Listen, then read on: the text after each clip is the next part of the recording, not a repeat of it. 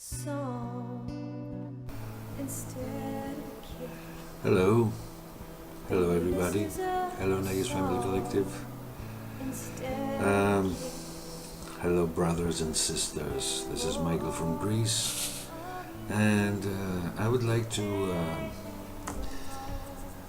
say something today about my spiritual uncle, as I promised to some previous videos.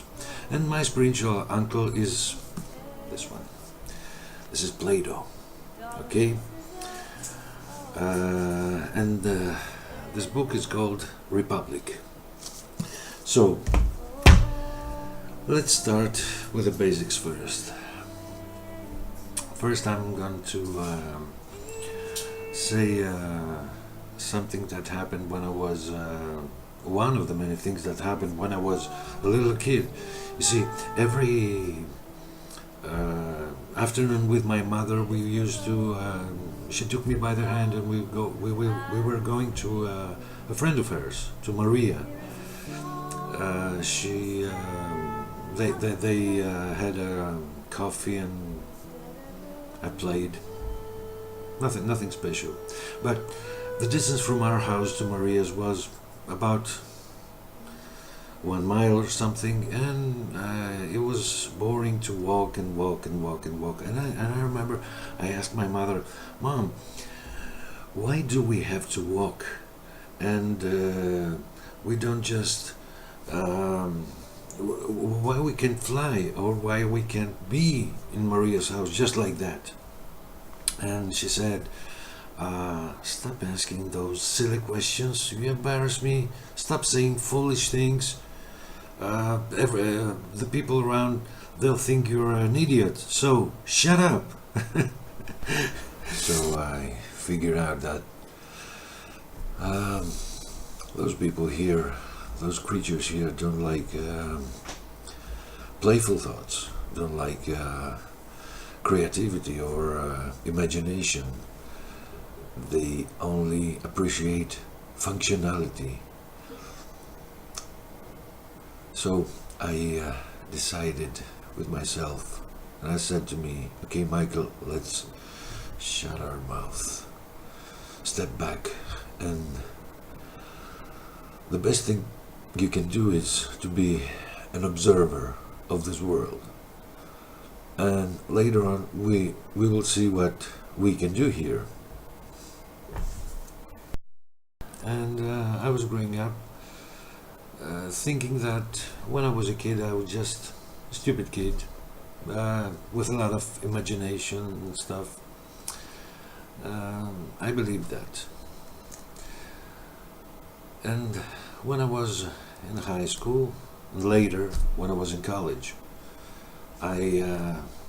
one of our classes were to study this man. This man. And it was a revelation, because I saw in this book everything that I imagined as a child. And Plato says in this allegory of the cave that this world is not real. Actually, it's a projection, like the shadows on the wall of a cave. And I said, "Oh God, how could I forget this? I knew this, of course.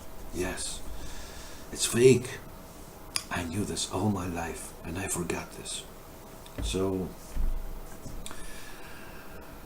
you see, this book is about how can some people build the ideal city, the ideal nation, the ideal state, with all the laws and the classes and the kingdoms. No, it's not democratic. No, Plato hated democracy. It's an aristocrat. Um, okay, so I would like to be more specific and say some words about this man first. But before that, I would like to say that, you see, I think this man is the reason why I became Greek, why I chose to be Greek in this life. Because I think now that I designed my life that way so I can meet his books and read his books and read his books from the original language. I would like some words about this, the ancient Greek language. It's extremely difficult. For us Greeks, it's much more easier to learn English than to learn ancient Greek, because the construction, the intellectual construction it's very different. It's much more closer to English. The grammar is very different and very difficult, and the syntax. Yes, we have similarities, like the alphabet is the same, and the rules of the words are the same, but they don't have the same meaning.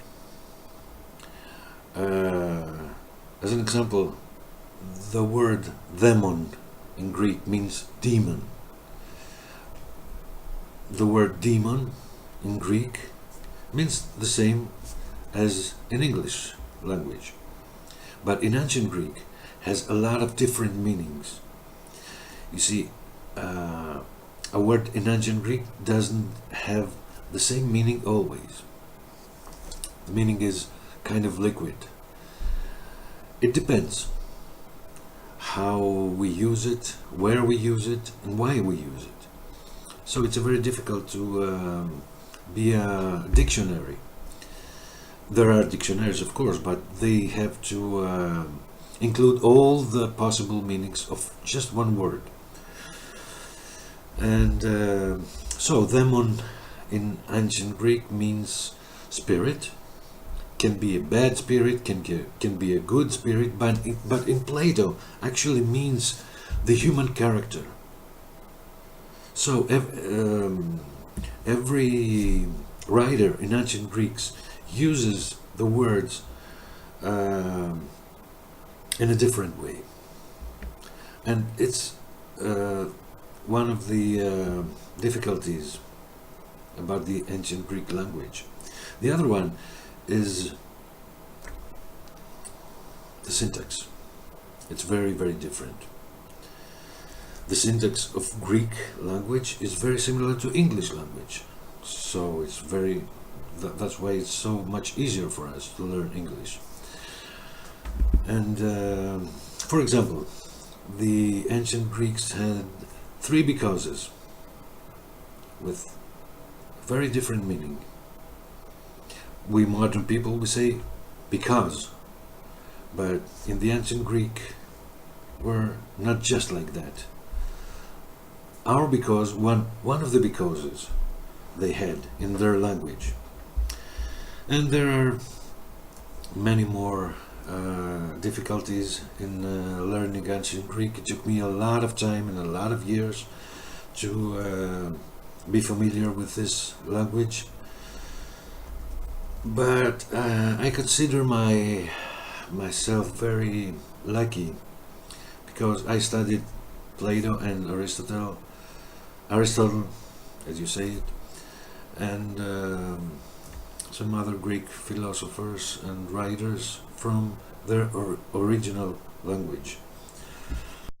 And he invented dialectic. Dialectic was a new way of approaching the truth, not with dogma, not with holy books, but with dialogue between equal people. Okay, so I think I've said enough for today. I hope you enjoyed this video. I hope it didn't make you feel bored or something. And I will catch you next week. So, big hugs. Big bear hug, as always. And I always thank you and I always love you. Everybody.